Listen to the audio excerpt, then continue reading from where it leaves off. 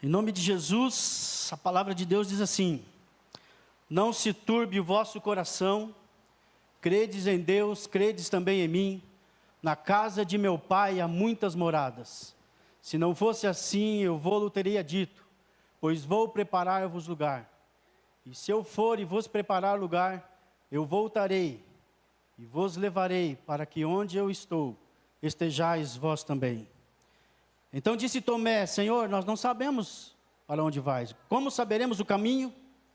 Então disse Jesus: eu sou o caminho, eu sou a verdade, eu sou a vida. Ninguém vem ao Pai, a não ser por mim. Você pode dizer amém? Amém. Eterno Deus, bendito é o teu nome, Senhor.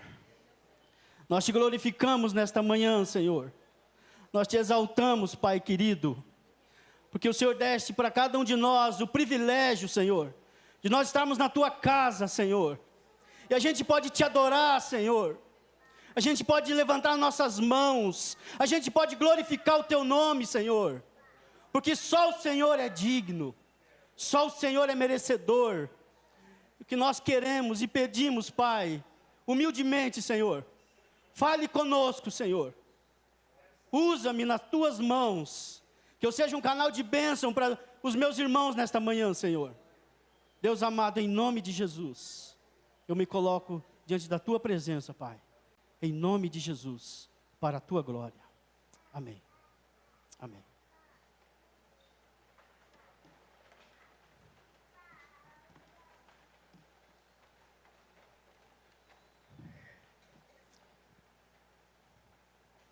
Irmãos, quero agradecer primeiramente a Deus pela oportunidade de estar com vocês. Agradecer a Bima,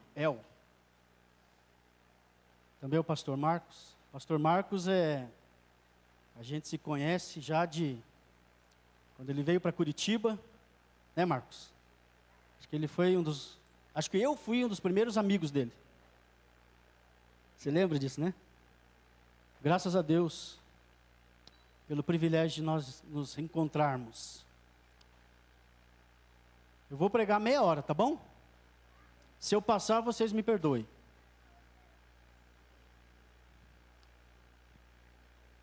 Irmãos, eu não vou aqui ensinar nada. Eu só gostaria que a gente pudesse relembrar algumas coisas. Porque tudo que eu vou falar aqui, no final da mensagem, você vai dizer: mas isso aí eu sei. Sei, eu estou cansado de ouvir. Se eu já ouvi, eu ouço isso todos os sábados. Então o meu objetivo, e eu quero que o Espírito Santo nos use para isso, para que a gente possa entender e relembrar algo da palavra de Deus, para que a gente continue firme na nossa caminhada cristã. Por que Jesus, ele disse essas palavras aos seus discípulos? Porque havia uma inquietação no coração daqueles homens. Eles estavam preocupados. Eles estavam, na verdade, angustiados, porque Jesus, ele estava anunciando a sua partida. Jesus está vivendo, irmãos, os últimos dias aqui na face da terra. E aquela semana era a última semana que ele estaria com os seus discípulos, chamada a Semana da Páscoa.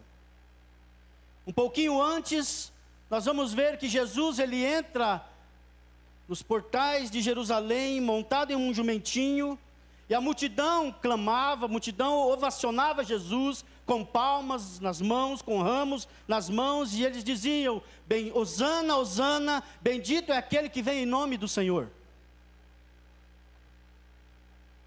E muitos sinais Jesus realizou, e estes sinais impactaram não somente os judeus, mas impactaram os gentios, e aquelas pessoas então, elas queriam saber quem era esse Jesus, que está aí fazendo sinais e maravilhas. Mas a gente aprende na palavra de Deus que os líderes religiosos da época, eles estavam fazendo uma conspiração contra Jesus. Na verdade, eles queriam matar Jesus. E a gente olha no capítulo 13, e todas as ceias, você lembra disso? Jesus, ele chama os seus discípulos em particular, ele se reúne num lugar, e ele começa a falar a eles algumas particularidades. Eles estão reunidos em volta de uma mesa, e de repente o Senhor Jesus, ele se levanta, ele pega uma toalha, ele cinge, ele pega uma bacia com água e começa a se prostrar diante de cada um dos seus discípulos, e começa a lavar os pés deles. E aí a gente aprende, a gente sabe, porque a gente sempre relembra isso nas Santas Ceias, que Jesus está ensinando aqui uma lição de humildade. Jesus está dizendo aqui que aquele que quer ser Senhor, primeiro tem que se humilhar, tem que ser servo. E aí a gente olha, se Jesus, o Deus soberano, poderoso, Criador de todas as coisas, ele se prostra diante dos seus discípulos e começa a lavar os pés deles, e eu e você, nós não vamos fazer isso? E após Jesus fazer isso, ele se levanta, ele senta novamente, ele pega os emblemas da Santa Ceia, o pão e o vinho. O pão que representa o seu corpo, que foi moído por nós. O vinho que representa o seu sangue, que foi vertido na cruz do Calvário pelos nossos pecados. E Jesus começa a ministrar a ceia. E aí após o término, ele diz: é chegado a minha hora. Eu estou indo para o meu Pai. Eu vou deixar de conviver com vocês. Interessante, irmãos, que isso não entrava na mente dos apóstolos, dos discípulos. Eles não entendiam isso. Porque um judeu, não era essa a expectativa que eles tinham. Eles tinham a expectativa de um rei, de um soberano, de um Messias que queria instalar o reino sobre a terra. E que este rei libertaria eles do Império Romano. Então, como um judeu, como eles poderiam entender que um Messias, um rei que esteve com eles alguns anos, agora esse Messias está dizendo: eu vou embora. E aí isso deixou o coração daqueles homens aflitos, porque as expectativas deles estavam indo embora. Não é verdade, irmãos, que muitas pessoas hoje estão vivendo assim? Frustradas, decepcionadas, angustiadas, porque as suas expectativas não foram supridas. A pessoa olha para a vida dela e diz assim: mas isso não aconteceu, eu pedi tanto. A pessoa olha para os acontecimentos, para algumas áreas da sua vida, e ela diz assim: não está como eu desejaria que estivesse. E aí ela fica frustrada, ela fica decepcionada. E aí, irmãos, Jesus, que conhece todas as coisas, ele olha para mim e para você, que muitas vezes estamos vivendo essas angústias, e ele nos dá uma palavra. E é isso que eu gostaria de relembrar você. Primeira palavra que Jesus nos dá é uma palavra de consolo. Ele vai dizer, no versículo 1: não se turbe o vosso coração. Aqui nós vemos uma ordem de Jesus. Jesus está dizendo: olha, não fiquem preocupados, não fiquem com seus corações inquietos, não se turbe. A palavra turbar, ela significa algo que está em desordem, algo que está em desequilíbrio. E Jesus está dizendo: olha, não fiquem com seus corações agitados, preocupados. A despeito dos discípulos, a gente vive assim, não é verdade? Quantas e quantas vezes a gente, por alguma situação, a gente fica aflito. E sabe por que a gente fica aflito? Porque a gente está pensando só aqui nessa vida. Pessoas andam aflitas, decepcionadas, frustradas, porque só pensam aqui. Constrói tudo para esta vida. Lutam, estudam, se dedicam, gastam o seu tempo, fazem tudo, mas somente para essa vida. Eu não estou dizendo que você não deva fazer isso. Você deve lutar, você deve buscar, você deve estudar, sim. E aí, quando acontece algo, a gente, de repente, se depara com uma decepção, uma dificuldade, e aí a gente fica com a nossa alma, com o nosso coração entristecido. Muitas pessoas estão, por coisinhas tão pequenas, não vou mais à igreja, não vou mais servir a Deus. Se o pastor pegar no meu pé, então, se eu ouvir uma mensagem meio dura, então, se o pastor falar para mim, não faça isso, obedeça. Não quero, vou para outra igreja que é mais fácil. É ou não é verdade? Crentes estão deixando os caminhos do Senhor por nada. E aí Jesus, irmãos, ele fala para nós, creio em Deus, não deixe de confiar em Deus. Não jogue a tua fé por qualquer coisa, não troque ela por qualquer coisa. Aí Jesus diz, creiam, confiem. E aí muitas pessoas, elas têm reações diferentes quando a gente fala isso para elas. Eu já vivi isso. Pessoa cheguei e falei, você precisa confiar em Deus, precisa entregar a tua vida para Deus.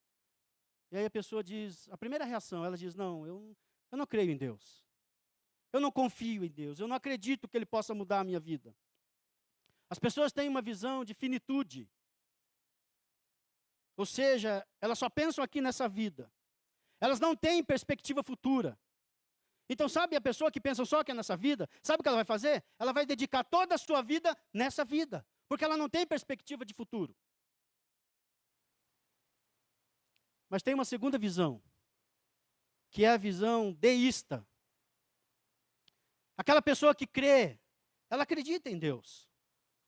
Que Deus criou todas as coisas, que Deus fez tudo. Mas a partir de tudo que Deus criou, Ele criou e deixou que se vire essas coisas. Deus criou tudo e deixou uma visão errada. Não é essa a visão. Mas tem, graças a Deus, que tem a visão teísta. E a visão teísta também diz que Deus criou todas as coisas. Ele é o Criador do universo, o Senhor de todas as coisas. Ele criou eu e você. E após esse ato criativo, Ele vem e cuida de cada um, de tudo aquilo que Ele criou. Deus está cuidando de você, meu irmão? Amém? Amém? Deus está cuidando de você. Ele não te criou e deixou, se vire agora. Se vire agora, Liel. Faça o que você quiser. Não. Deus continua cuidando de cada um de nós.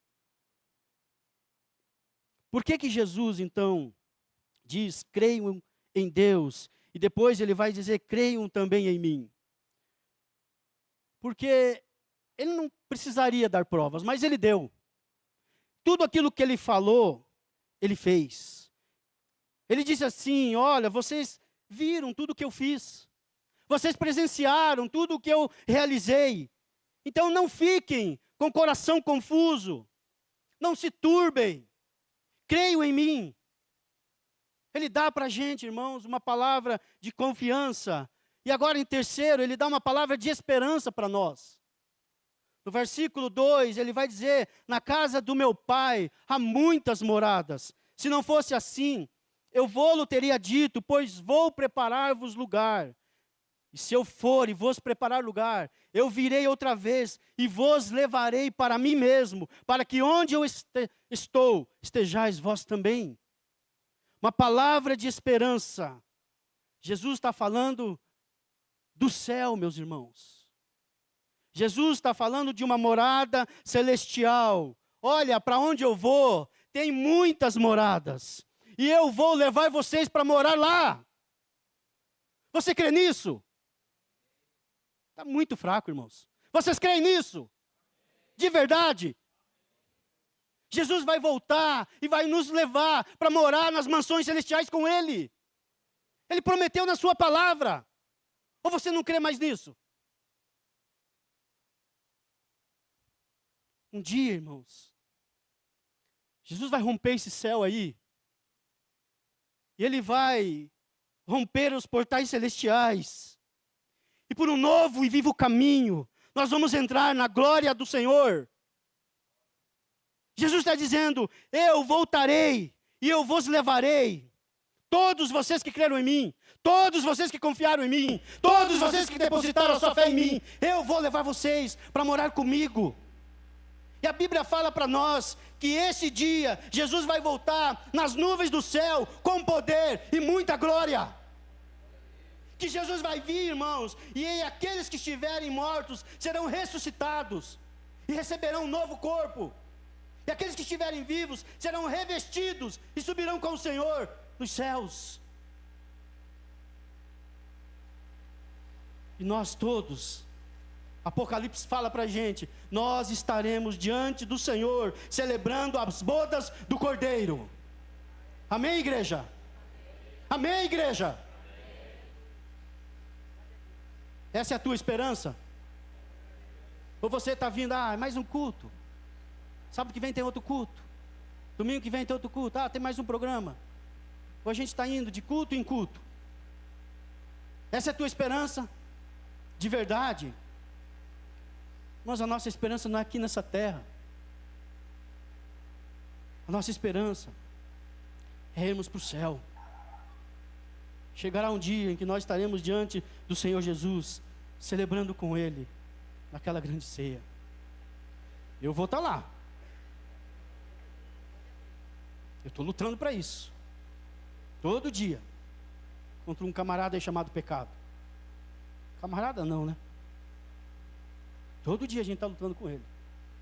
Para a gente estar lá um dia. É a última palavra que Jesus dá para os seus discípulos e também para nós. Ele nos dá uma palavra de direção. Ele vai dizer no versículo 4: e vós sabeis o caminho para onde eu vou. Então disse Tomé: Senhor, não sabemos para onde vai. Como saber o caminho?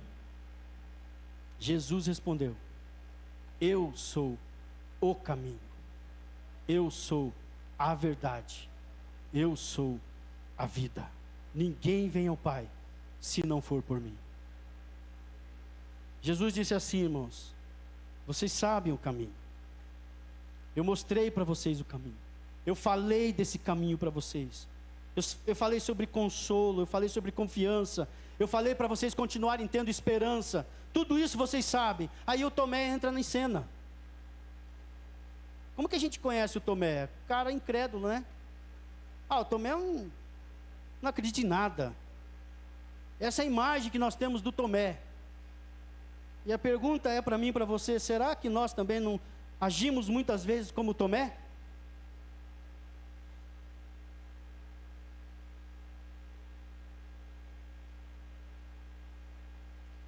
Então disse Tomé: Senhor, não sabemos o caminho, para onde vais? Como saber o caminho? Então Jesus dá uma palavra para Tomé de direção. E não somente para Tomé, mas Ele dá uma palavra de direção para mim e para você também, meu irmão. Jesus está dizendo: eu sou o caminho. Presbítero Leandro, eu sou o caminho. Jesus está dizendo: Gabriel, eu sou o caminho, Gabriel. Não existe atalho, meus irmãos, para a gente ir para o céu. Jesus é o caminho. As pessoas estão procurando atalhos por aí. É ou não é verdade? Eu vou lá naquela igreja, lá é mais fácil. Eu vou seguir essa doutrina aqui. Eu vou fazer aqui. Minha igreja é muito, está apertando demais. Irmãos, não existe outro caminho. Não está em grupo tal, não está em pastor coach tal, não está em palestrante tal. O caminho é Jesus. Eu sou, não é um dos caminhos, eu sou o caminho.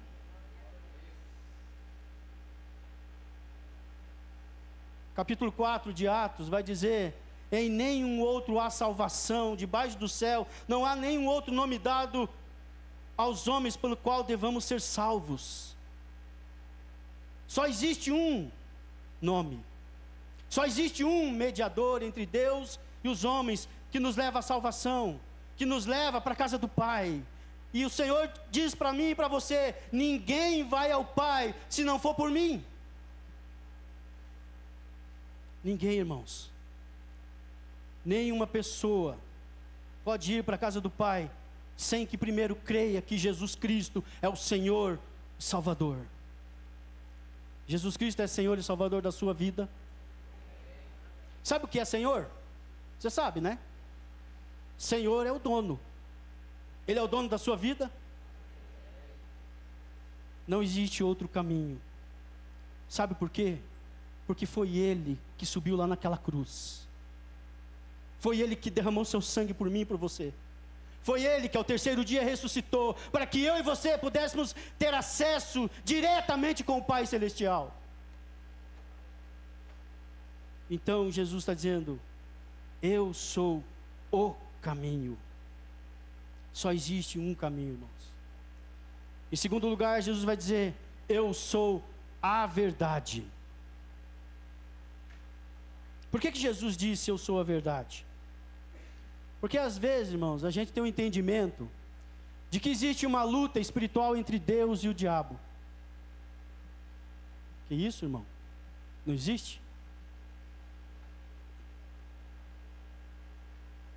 Muitas pessoas acham que existe uma batalha espiritual entre Deus e o diabo e se iguala Deus e o diabo.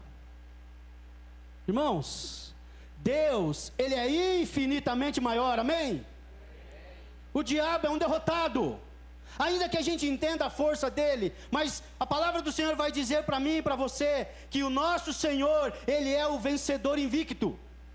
Deus não entra numa batalha para perder, meus irmãos. Deus é soberano, tudo está no controle dele, a minha e a sua vida, todo esse universo está no controle dele. Então o que existe então, irmão? Qual que é a luta que existe? Desde o jardim do Éden, irmãos, existe a luta entre a verdade e a mentira. A minha irmã falou na escola bíblica, o mentiroso já quis derrubar lá e conseguiu, o primeiro casal. Existe uma luta entre a verdade e a mentira, e nós sabemos, João 8:44 diz que Satanás, ele é o pai da mentira. E esse pai da mentira, ele quer nos levar a vivermos uma vida cristã mentirosa. Você sabia disso? Ele está o tempo todo lutando, nos mostrando algo para que a gente viva uma vida cristã mentirosa. Pessoas, infelizmente, estão indo para o culto, para a adoração, mas não estão tendo compromisso com o Senhor, que aqui é adorado. As pessoas vêm, até ajudam, contribuem, faz isso, faz aquilo, mas depois não se comprometem com o Senhor, que aqui é adorado. É ou não é verdade? As pessoas vêm e até ouve a palavra, até diz: é verdade que eles estão ensinando lá, isso é verdade, mas não dá para mim. E voltam para suas casas e vivem como se nada tivesse acontecido, do seu jeito, da sua maneira. Lá na praia eu faço o que eu quiser, lá nos meus negócios eu faço da minha maneira. Crentes vivendo uma vida mentirosa, infelizmente, irmãos. E aí Jesus vai dizer no capítulo 8 de João 32: e conhecereis a verdade, e a verdade vos libertará. Aquele que já conheceu a verdade, irmãos, não anda com uma vida de mentira. Porque a verdade, ela é desmascarada, a mentira, ela é desmascarada pelo Senhor, que é verdade. Não dá para a gente viver uma vida cristã mentirosa. Não dá para a gente viver uma vida cristã de qualquer jeito, da minha maneira, como eu quero. Eu preciso me comprometer com essa verdade. E a última coisa que Jesus vai dizer: eu sou a vida. João 10:10 vai dizer para nós: o diabo veio matar, roubar e destruir, mas eu vim para que vocês tenham vida e vida em abundância. Olha o que Jesus está dizendo para nós. O autor da verdade, o autor da vida, Ele nos chama para vivermos uma vida plena com Ele. Muitas pessoas estão procurando aí o sentido da vida. Aí elas lutam, elas gastam o seu tempo. Elas buscam no prazer, no dinheiro, na fama. Elas buscam de qualquer maneira o sentido da vida. E a gente aprendeu com Salomão lá atrás, no livro de Eclesiastes, capítulo 2. Salomão fez isso. Ele quis um dia procurar o sentido da vida. E aí Salomão, ele vai beber todas as bebidas do mundo, e ele bebe, achando que ia encontrar o sentido da vida. Mas ele não encontrou o sentido da vida nas bebidas. Aí depois Salomão, ele vai achar que o sentido da vida está nos prazeres da carne. E aí ele tem um monte de mulheres. E ele não acha o sentido da vida no prazer da carne. E aí depois Salomão vai achar o sentido, procurar o sentido da vida na fama. E ele foi um dos homens mais famosos da sua época. Ele não encontrou o sentido da vida. E aí, última oportunidade, Salomão vai buscar o sentido da vida nas riquezas. A Bíblia fala que ele foi um dos homens mais ricos. E sabe qual foi a conclusão que Salomão chega? Ele olha para tudo isso e ele diz: tudo isso é como correr atrás do vento. Você já correu atrás do vento? Não dá, né? Salomão conclui dizendo que tudo isso é como correr atrás do vento. Tudo isso é vaidade. E o que mais nós estamos correndo, irmãos? Atrás do prazer, do poder, da riqueza. A gente gasta a nossa vida para isso. E aí 1 hora, 2 horas na presença de Deus, é muito cansativo. Vir num culto de quarta-feira então, não dá, irmão. Você está pedindo demais.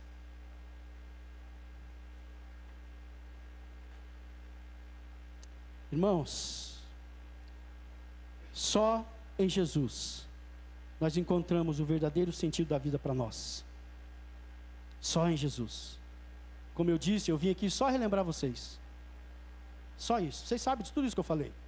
Sabe ou não sabe? Por que relembrar? Para que a gente continue nessa caminhada. Para que a gente continue firme. Para que a gente não esqueça disso, de maneira nenhuma.